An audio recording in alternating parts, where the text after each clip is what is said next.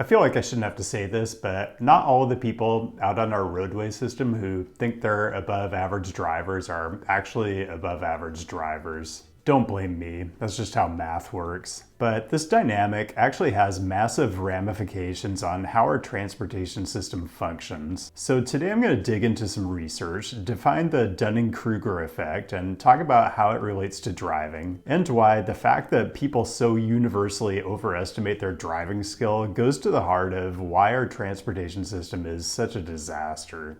And I always tell you to keep the great topic suggestions coming, and this topic does come out of a couple of DMs that I got on my Patreon. This first one, trigger warning for traffic violence, I guess. Patron was involved in their first serious crash after 50 plus years of driving in the quote-unquote American City Demolition Derby. Glad this patron still has a sense of humor because they did end up in the ER with a concussion. Sounds like the other driver was seriously at fault, and patron waxes a bit philosophical.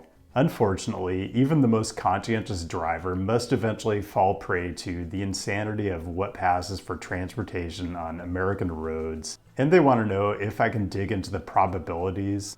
I'll come back to that, but just FYI, I do message with this patron, and sounds like they're recovering reasonably well, but this is something I do not wish on anyone. And a second suggestion, Bryson from Fort Worth. I imagine it'll be some time before the channel returns to the general topic of drivers acting poorly and its consequences, but I wanted to share a recently published study regarding the Dunning-Kruger effect on drivers' self-perception of their skills. And I will get to that paper because it really does go to the heart of the way I think about driving as someone who drove a whole lot growing up and now just doesn't really drive at all. But before we get there, I want to acknowledge that there's a whole thread of research out there on this topic that predates the Dunning-Kruger effect coming into the lexicon in 1999. And if you don't know what the Dunning-Kruger effect is, don't worry, we'll get there. And this isn't meant to be a comprehensive lit review, but let's start in 1980 with Are We All Less Risky and More Skillful Than Our Fellow Drivers by Svenson out of the University of Stockholm. Kind of interesting, they surveyed American drivers and Swedish drivers to rate themselves on skill and safety, and more than half of the American respondents rated themselves in the top 20%, while the self-evaluation of Swedish respondents was still overly optimistic, but somewhat less pronounced. So already you get the sense that maybe there's some form of American exceptionalist thinking at play, and it maybe contributes to why our traffic safety outcomes are consistently worse than any other developed country.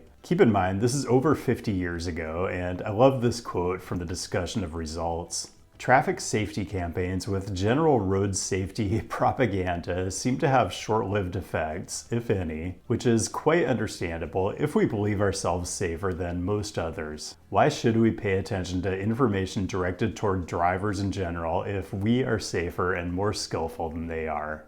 McCormick, Waukee, and Green from 1986 wanted to confirm and expand on the Svenson findings, and results confirmed expectations that a substantial majority of drivers, up to 80%, would rate themselves above average on a number of important characteristics. Other papers dig into the demographic dimensions of the phenomenon. McKenna, Stanier, and Lewis from 1991, factors underlying illusory self-assessment of driving skill in males and females, found exactly the differences between the sexes you'd expect. Spoiler, men tend to be disproportionately confident in themselves. And Chen et al. 2021 makes the case that older drivers are also susceptible to overconfidence in their own abilities, which seems just not good. Okay, let's get to the actual paper I want to talk about from Transportation Research Part F, and the title is a mouthful, but I'll shout out the authors. Navarro, Maltone, Petit, Ouimet, and Reynaud, mostly out of the University of Lyon in France. It addresses driving as it relates to the Dunning-Kruger effect specifically, so let's talk about what that is and how it applies. The world's foremost repository of unquestionably factual information calls it a cognitive bias in which people with limited competence in a particular domain overestimate their abilities. The introduction to the paper we're looking at traces notable antecedents to Dunning-Kruger throughout history. Confucius, circa 475 BC. Real knowledge is to know the extent of one's ignorance. Charles Darwin, 1871. Ignorance more frequently begets confidence than does knowledge. Oscar Wilde, 1902. I am not young enough to know everything. The authors lay all of this out because the details of Dunning-Kruger do impact the design of the study. One thing they're interested in is an aspect of the effect called the dual curse, which is the idea that a lack of skills not only produces mistakes, it also prevents recognition of those mistakes and inhibits awareness of other people's superior capabilities. And I really want you to think about the act of driving a motor vehicle as we talk through this. The next aspect of Dunning-Kruger they mentioned is the burden of expertise, which is basically that people who are actually good at performing a task underestimate the gap between their abilities and the abilities of lower performers. You literally overestimate how good other people are at a task, like driving a car, and that leads to a whole additional set of problems.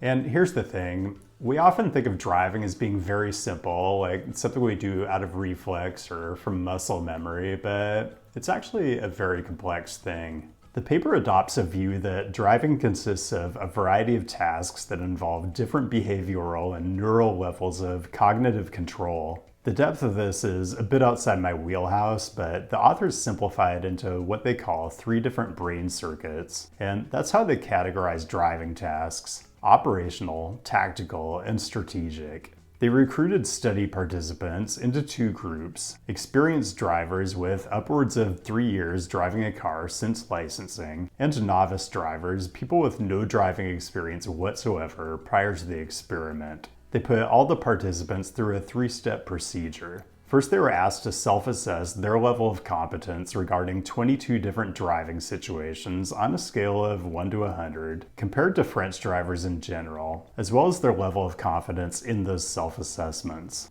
Then the researchers had the participants actually attempt to navigate those 22 situations using a driving simulator, where applicable, evaluating each participant's performance using objective measurements, and then they went back and had the participants re-self-assess. The 22 driving situations were selected to tease out performance among the 3 levels of cognitive control. So for example, for operational, they had to deal with a concrete mixer truck blowing through a traffic signal. For tactical, they were tasked with overtaking a slow-moving vehicle by judging if and when they should use the oncoming traffic lane to pass. And for strategic, stuff like drawing the most efficient route between 2 locations in the city of Nantes. The results show that across basically every task, the objectively worst performing drivers not only significantly overestimated their abilities going into the experiment, but in most cases even upgraded their self-assessment after performing terribly on the exercise. Pretty disturbing stuff, and keep in mind, these aren't even Americans, so you can only imagine. Okay, I am going to bring this back to how the Dunning-Kruger effect plays out on our transportation system. But first, customary reminder to engage all the relevant screen elements and connect on the apps to stay apprised of the latest. We sold a lot of tickets during the Patreon pre-sale for Wednesday, September 24th in Chicago. Public sale for whatever tickets are left should be open now, link down in the description. Also today, I can announce Wednesday, October 8th in San Diego at the Adams Avenue Theater up in Normal Heights, and this one is for Bike SD. 1 week Patreon presale starting Wednesday, August 13th, and be advised, the Adams Avenue Theater is very charming, but it is not a large venue, so you might want to jump on this one early.